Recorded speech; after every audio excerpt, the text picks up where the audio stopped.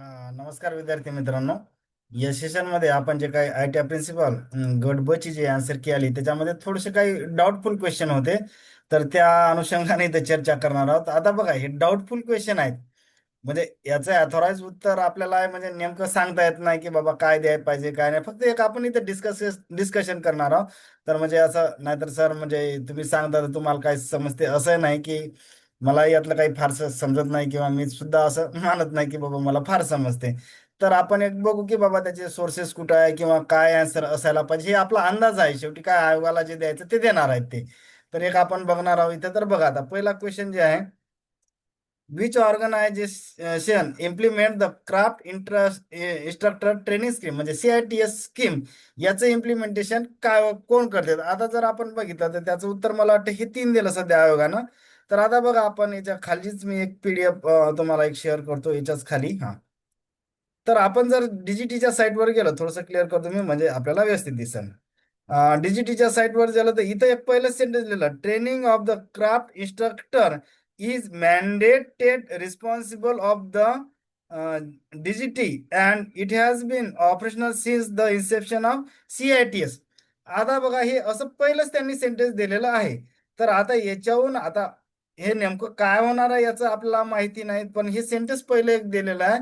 तर त्याच्यामुळे हा क्वेश्चन बाद होते का चेंज होते का काय होते याचं आणखीन कोणालाही फिक्स म्हणजे सांगता येणार नाही. परंतु एक सांगायचा उद्देश इथं आहे की असं एक सेंटेन्स इथं सुरुवातीला दिलेलं आहे. तर तो एक क्वेश्चन झाला. आणि थोडस मी याला क्लिअर करतो. हम्म. तो क्वेश्चन एक झाला. त्याच्यानंतर हा एक क्वेश्चन एक थोडासा डाऊटफुल वाटते, द मुदलियार कमिशनचा. Mudaliar commission 1952-53 deals with the secondary education and recommended a specific age range for the secondary education. What is the age range did the commission recommended.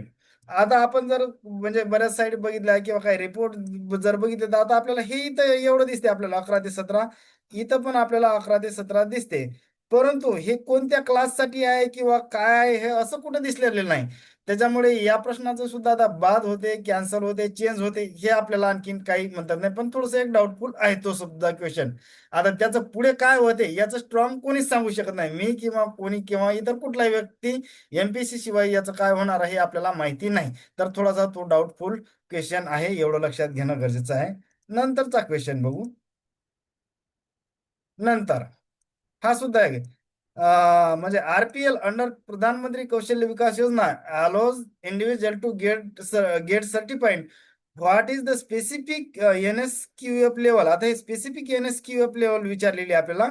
Within the RPL certification is primarily offered, असा एक question विचारला.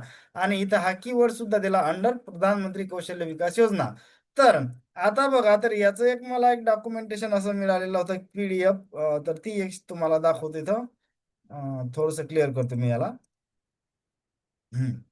आता हे एक document मला ते जे हे आहे ना आपली संस्था, Pandit Sundarlal Sharma central institute of vocational education, तिथं एक मला ही PDF मिळाली. तर त्याच्यामध्ये जर आपण बघितलं, currently in India RPL majority driven through the Pradhan Mantri Kaushalya Vikas योजना.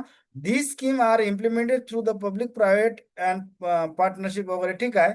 पुढे बघा, additionally RPL is normally being used for the lower NSQF levels skill.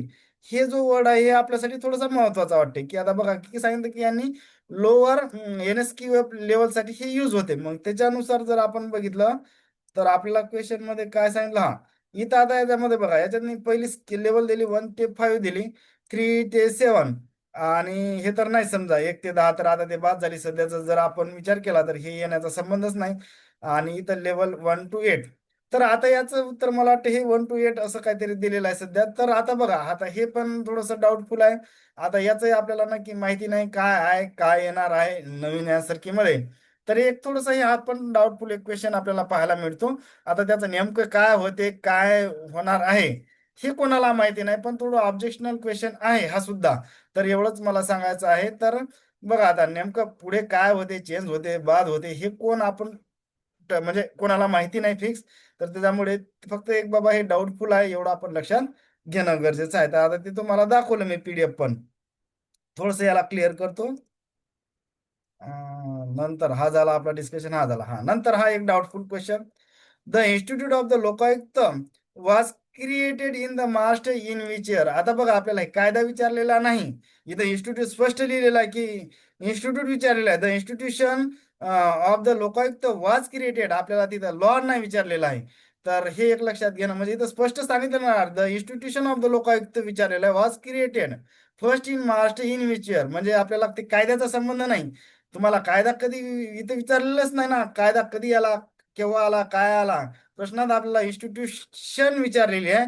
त्यामुळे आयोगाने याचं उत्तर मला वाटते दोन दिलं. परंतु आता जर आपण ही साईड बघितली, थोडस मी क्लिअर करतो. थोडस स्लाइड खाली घेऊ द्या मला. हा, आता जर आपण लोकायुक्तच्या साईटवर जर गेलं तर इथं बघा, इथं वर काय दिलं, इथं दोन सेंटेन्स आपल्याला पाहायला मिळतात. थोडस, हा, Maharashtra was the first state to set up the institution of the Lokayukta following the recommendation made by 1966 वगैरे आलं. नंतर समोर लिहिलं की आता बघा इथं काय लिहिलं, which was the establish by the Maharashtra Lokayukta and deputy Lokayukta act 1971. आणि खाली महत्वाचं, आता बघा बरेच विद्यार्थी काय म्हणते सर, अरे बाबा तिथं क्वेश्चन मध्ये ऍक्ट वगैरे नाही विचारलं ना आपल्याला, म्हणजे तर इथं बघा काय विचारलं, the institute of the Lokayukta come in to existence in Maharashtra with the effect on 25 October 2072. आता बघा हे इथं काय दिलेलं, काय इन्स्टिट्यूट झालं, पण आपल्याला इन्स्टिट्यूटच विचारली, वर ऍक्ट कधीच आहे हे विचारलेलं नाही. त्यामुळे याचं मला कधी कधी वाटतं की याचं चेंज होऊ शकतो. क्वेश्चन थोडस मी स्लाइड, हा म्हणजे क्वेश्चन वर येतो म्हणजे थोडं आपल्याला कळेल. इथं क्लिअर करतो. हा, तर आता इथं बघा की आपल्याला विचारलेलं आहे की द इन्स्टिट्यूशन ऑफ द लोकायुक्त. आपल्याला ते ऍक्ट बद्दल कधी आला, काय आला, हे कुठेही क्वेश्चन मध्ये मेन्शन नाही. त्याच्यामुळे मला कधी कधी वाटते की याचं उत्तर चेंज व्हायला पाहिजे. याचं उत्तर म्हणजे ऑप्शन 4 यायला बघ पाहिजे, म्हणजे तसं. कारण की बरेच विद्यार्थी म्हणतात मग ते ऍक्ट वगैरे सर 71 ला आहे. अरे हो, पण ऍक्ट आहे, पण इथे ऍक्टचा कुठेही क्वेश्चन मध्ये उल्लेख दिसत नाही तुम्हाला. जर बघितलं, जर क्वेश्चन आपण बारकाईने बघितलं तर ऍक्टचा कुठंच मेन्शन आहे. फक्त आपल्याला विचारलेलं आहे the institute of the Lokayukta was created first in Maharashtra in which year. मध्ये इन्स्टिट्यूशन कधी महाराष्ट्रात क्रिएट झाली एवढं आपल्याला विचारलं. तो कायदा कधीचा आहे, काय आहे, इथं कुठेही या प्रश्नामधून तो कळत नाही. त्यामुळे मला असं वाटतं की याचं 4 उत्तर यायला पाहिजे. म्हणजे आता असं वाटते, म्हणजे हे काय मी काय सांगणारा फार कोणता तज्ज्ञ नाही किंवा काय नाही, तिथं त्या साईटवर दिलेला आहे. तर तो लक्षात घ्या ना. तर सर, तुम्हाला तुम्हाला कुठून काय कळलं तर तो भाग म्हणजे तुम्ही सांगणारे, हा म्हणजे असं नसायला पाहिजे की बाबा तिथं दिलेलं आहे आपल्याला कायद्याचा, इथं प्रश्नात कुठेही संबंध नाही ना. त्यामुळे त्याच्यामुळे याचं उत्तर जर आलं तर 4 यायला पाहिजे. आता काय येणार आहे, काय होणार आहे या प्रश्नाचं, हे कोणीही नक्की सांगू शकत नाही. परंतु हे सुद्धा एक डाऊटफुल या कॅटेगरीत प्रश्न जातो. नंतरचा क्वेश्चन बघू. थोडासा, हा एक प्रश्न एक होता की थोडासा doubtful. One of the objective of PM Setu scheme is to set up the facility of training of the trainees TOT at. आता याचं उत्तर मला वाटते 4 दिलं का, हा 4 दिलं वाटते मला वाटते. यांनी तर आता जर आपण PIBच्या साईटवर जर गेलं तर थोडस मी रेफरन्स घेतो याचा. एक मिनिट थोडं, हा थोडस क्लिअर करतो म्हणजे दिसेल व्यवस्थित. आता PIBच्या जर तुम्ही PIB जर PCB म्हणजे याच्यावर गुगलमध्ये PIB टाकलं आणि असं जर टाकलं तर हे PIBचा डेटा आहे, तुम्हाला दिसत असेल. तर इथं बघा, इथं एक शब्द दिसते की हब अँड स्पोक मॉडेल. आता याचा अर्थ कसा काढला काय, हे पण आपल्याला सध्या कळत नाही. परंतु इथं दिलेलं आहे त्यांनी, हब अँड स्पोक मॉडेल हे असं दिलेलं आहे. तर आता पुढे एवढा जर पॅरेग्राफ मधून काय अर्थ क्लिअर होते हे थोडस बघणं गरजेचं आहे. आता हे असं मी याला राऊंड करतो. इथं जर बघितलं आपण तर याच्यातून आपल्याला काय अर्थ काढायचा आहे, तर ते पण तिथं त्यांनी दिलेलं आहे असं. म्हणजे एवढं राऊंड करतो मी म्हणजे तुम्हाला ते व्यवस्थित दिसल. तर त्याच्यामध्ये हे PIBच PDF आहे, तर त्याच्यामुळे ही अथॉराइज PDF आहे असं काही नाही. तर इथं त्यांनी स्पष्ट दिलेलं आहे हब अँड स्पोक मॉडेल. हे इथं बघा, हे इथं अंडरलाईन करतो. आता हा पण एक डाऊटफुल आहे की नेमकं काय उत्तर येणार आहे किंवा त्याच्यातून चेंज होणार आहे, काय होणार आहे हे याचंही माहिती नाही स्पष्ट. म्हणजे नंतरचा क्वेश्चन एक बघतो, बघू आपण. हा, हा एक क्वेश्चन की बऱ्याच विद्यार्थ्याचा या क्वेश्चनवर एक सुद्धा डाऊट क्रिएट होतो की बाबा याचं काय होणार आहे. Which one of the India's first operational green field smart city. आता हे ऑपरेशनल इथं कीवर्ड आहे. आता आपण जर बघितलं तर कुठं कुठं प्रत्येक जागेवर वेगवेगळा रेफरन्स दिसतो. तर मला एक इथं आता बघा इथं एक थोडंसं मला विकिपीडियामध्ये एक दिसलं. आता तुम्ही म्हणसाल तर विकिपीडिया काय अथॉराइज आहे का सर? तर एक आता ते अथॉराइज आहे का नाही हे मला एवढं माहिती नाही, परंतु मला एक सेंटेन्स तिथं दिसलं. त्यामुळे मी एक थोडंसं शेअर करण्याचा प्रयत्न करतो इथं. हा, हे विकिपीडियाचं आहे. आता बघा इथं यांनी स्पष्ट मेन्शन केलं की it is India's first operational greenfield smart city. म्हणजे कोणती? हे गिफ्ट सिटी बद्दल बोलत आहे. आता तिथं फक्त मला तेवढं डायरेक्ट हे असं मिळालेलं आहे की फर्स्ट ऑपरेशनल ग्रीनफील्ड सिटी. म्हणजे हे गिफ्ट बद्दल इथं विकिपीडियामध्ये एक मला मिळालं. बाकी इकडे असं फारसं असं डायरेक्टली किंवा असं मिळालेलं नाही.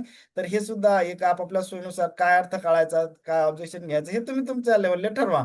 फक्त इथं काय असं दिसलेलं मला स्पष्ट दिसलं की बाबा it is India's first operational greenfield smart city. म्हणजे जे क्वेश्चन मध्ये एक्झाम मध्ये विचारलेलं आहे. म्हणजे आता बऱ्याच मुलांचे येतात डाऊट की बाबा ऑरिक आहे पहिली का ढोलेरा आहे. तर आता हे सुद्धा एक थोडंसं आहे, पण इथं दिलेलं आहे स्पष्ट, त्याच्यामुळे ते मी शेअर केलं. आता बघा की याच्यावर तुम्हाला म्हणजे हे 5-6 प्रश्न दिलेले आहे आपण, की थोडे डाऊटफुल, परंतु हे मला वाटतं गिफ्टचं पण असं दिलेलं आहे इथे विकिपीडियामध्ये सरळ दिलं की बाबा फर्स्ट ऑपरेशनल ग्रीनफील्ड सिटी आहे.